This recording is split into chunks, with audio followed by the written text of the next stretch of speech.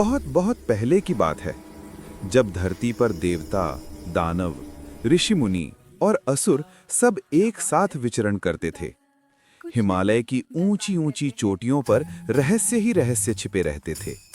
उन्हीं रहस्यों में से एक था अमरत्व का रहस्य, यानी अमर कथा।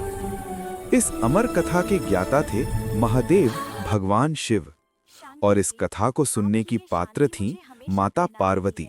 और प्लीज दोस्तों, हमारे चैनल को सब्सक्राइब भी कर दिया करो। हम आपके लिए कितनी अच्छी अच्छी वीडियो बनाते हैं। और अब आगे की कहानी सुनो, बहुत ही मजेदार है।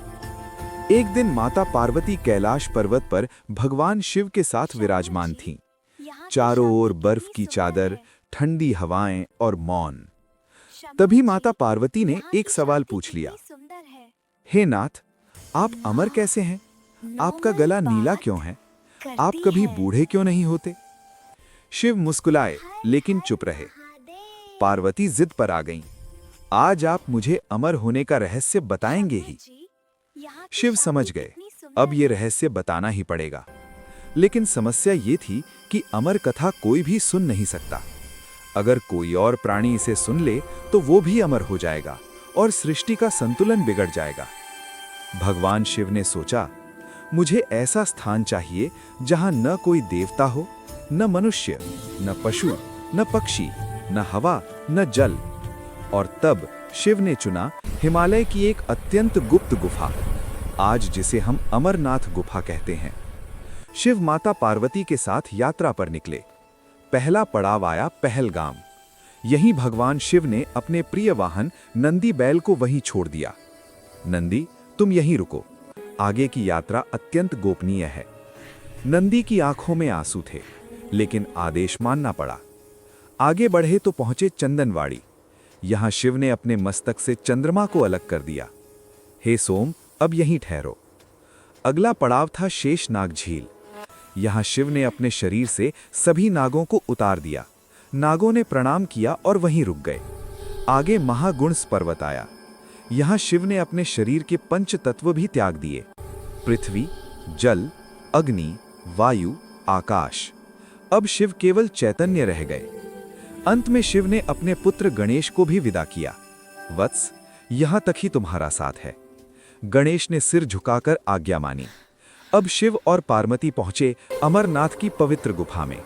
ये गुफा चारों ओर से बर्फ से ढकी, पूर्णतः शांत, पूर्णतः निर्जन थी। शिव ने सबसे पहले रुद्र तांडव किया और फिर योगाग्नि से संपूर्ण सृष्टि को शून्य कर दिया। उन्हें लगा अब कोई भी जीव नहीं बचा, लेकिन रहस्य अभी बाकी था। शिव ने माता पार्वती को आसन पर बैठाया और अमर कथा सुनाना शुरू किया। माता पार्वती ध्यान में लीन थीं, लेकिन कथा सुनते सुनते उन्हें नींद आ गई।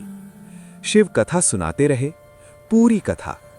शिव ने जब आंखें खोलीं तो देखा गुफा के एक कोने में 2 कबूतर बैठे थे। वे ध्यान से अमर कथा सुन चुके थे। शिव चौंक गए, अरे ये कैसे बच गए? तब शिव मुस्कुराए और बोले, जो भाग्य में लिखा हो वो होकर ही रहता है। उन कबूतरों को उन्होंने आशीर्वाद दिया, तुम अमर रहोगे। कहते हैं आज भी अमरनाथ गुफा में कबूतरों का जोड़ा दिखाई देता है। लोग मानते हैं कि वही कबूतर आज भी जीवित हैं। इस गुफा में हर वर्ष बर्फ से बना शिवलिंग स्वयं प्रकट होता है। पूर्णिमा पर यह पूरा बनता है, अमावस्या पर धीरे धीरे छोटा हो जाता है। ये कोई मानव निर्मित शिवलिंग नहीं, ये प्रकृति द्वारा बनाया गया स्वयंभू शिवलिंग है।